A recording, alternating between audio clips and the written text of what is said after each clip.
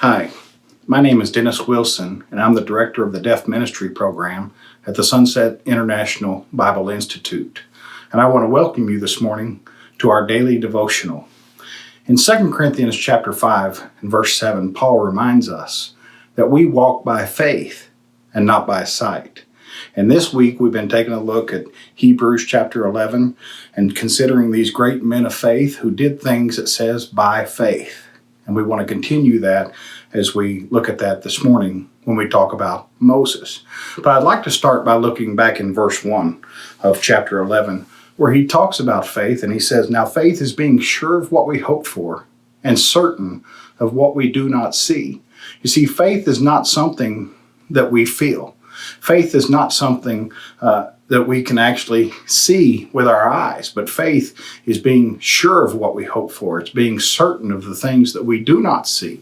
That's why it's going to go on in verse 6 when it says, "Without faith, it is impossible to please God, because anyone who comes to him must believe that he exists and that he rewards those who earnestly seek him." You see, sometimes we can't see God. No one's ever seen God, the Bible says, and we can't see him, but we still believe that he exists. We still have a hope in him. We're still sure of that hope that he gives us, and we're certain of the things that he promises to us, that he will reward us with those things as we seek him. And that's the way the people of old were, as they were looking forward to something. And it says in verse 13 that all these people were still living by faith when they died. They did not receive the things promised. They only saw them and welcomed them from a distance. But what did they see? It wasn't the things that were taking place around them that they were seeing. It wasn't the city that they had come from that they were seeing, because they could have gone back to that, the Hebrew writer will say. But it was the things that they were seeing, the promises. They were sure of the hope that they had in God, who promised those things to them, and they believed in that promise.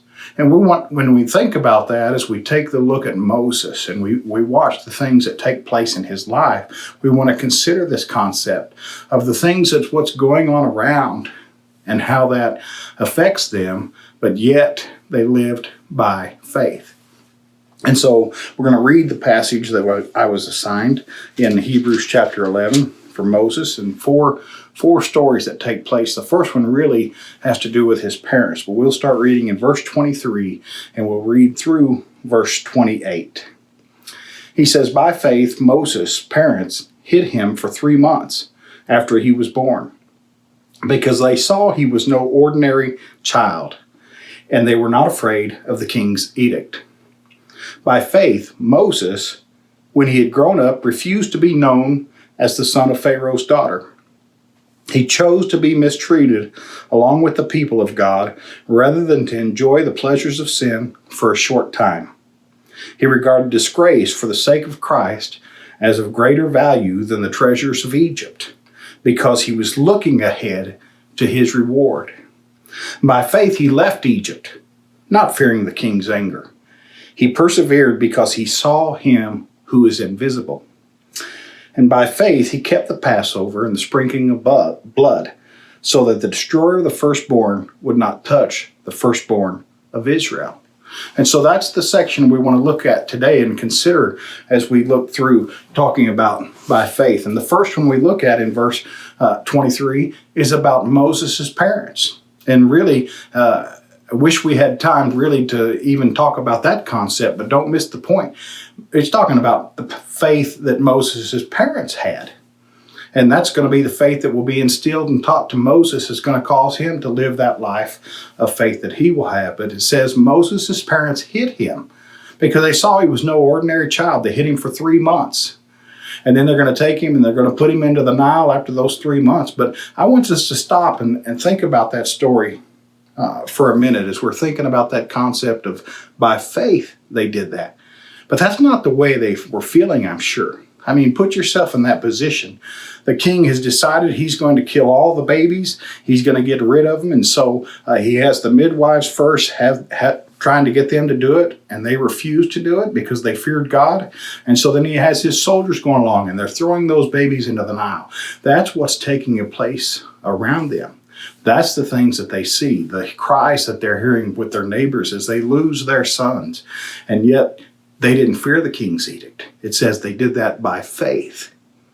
And by faith, the faith overrode the things that they were feeling. The faith would override the anxieties that they would have been feeling because of the faith they had in him who promises the reward. They believed in him. And so they hid Moses, and God took Moses and placed him in the safest place in Egypt, in Pharaoh's house, and protected him there.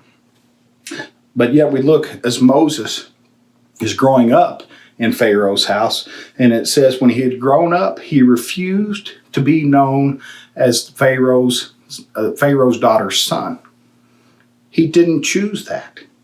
I mean, can you imagine what it was like for Moses growing up in Pharaoh's house? I'm sure he had the nicest chariot. I'm sure he wore all the designer clothes. I'm sure he had the best Crocs that he would be able to wear, shoes going around. He had all those things, the pleasures of everything Egypt had to offer as one of the princes, as one of Pharaoh's grandson. But yet it says that he looked at those things and he chose the disgrace of Christ. He chose the better thing by faith. He didn't want the pleasures of sin for a while, but he gave those things up, and he did it because he believed in the one who was invisible. And so it's going to say as he decides later that he's going to lead those people out of Egypt, and he's going to help them, and he's going to deliver God's people. And they understood there was a deliverer that was going to come. And Moses thought, I'm the man. And at 40 years old, you remember the story how he kills one of the Egyptians who was beating one of the Hebrew slaves, and yet they didn't follow him. And so now he's got Pharaoh upset with him and coming after him and wanting to put him to death. And it says in verse 27 that by faith he left Egypt, not fearing the king's anger. He persevered because he saw him who is invisible. He saw him who is invisible. That was faith.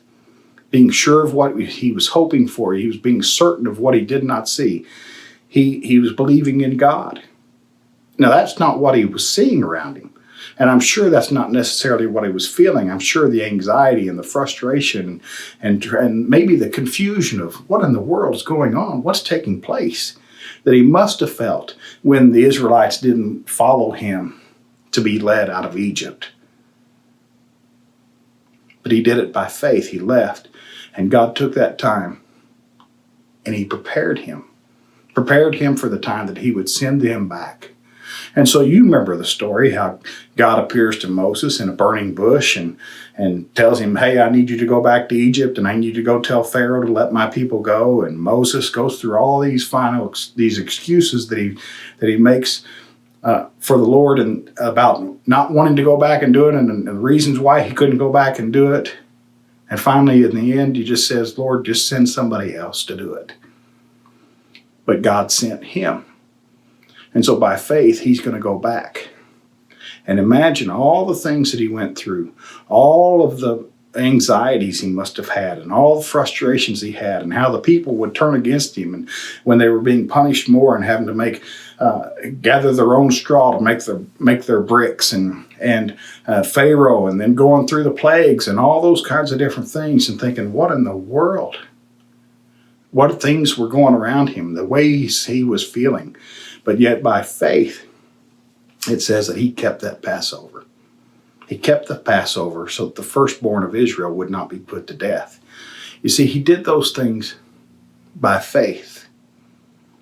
And I want to take that application. I want to look at those things and just apply them for us today. Who would have imagined a few months ago that our economy would be turned upside down? Who would have imagined a few years ago that our schools would be shut down?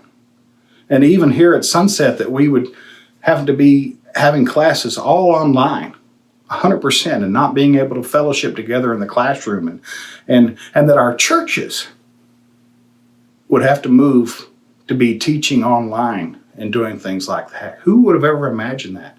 Who would have imagined all these businesses being shut down and the movie theaters being shut down? And who could have imagined that our sports would be shut down and all these things? And it causes so much anxiety and frustration and just what in the world is going on? And what is, is God trying to say something to us? Is there a judgment coming? Is there all those questions that we have? But how do we maintain ourselves through those things? How do we persevere through those things? It's by believing in Him who is invisible. It's by putting our trust and faith in what we're sure of, being certain of the things that we do not see. That's how we're going to maintain. And so when this is all said and done, and as the economy is starting to open back up, and as things are beginning to go back to whatever normal was, how will we face that future? We face it by faith, being sure of what we hope for and certain of what we do not see. Have a good day and God bless.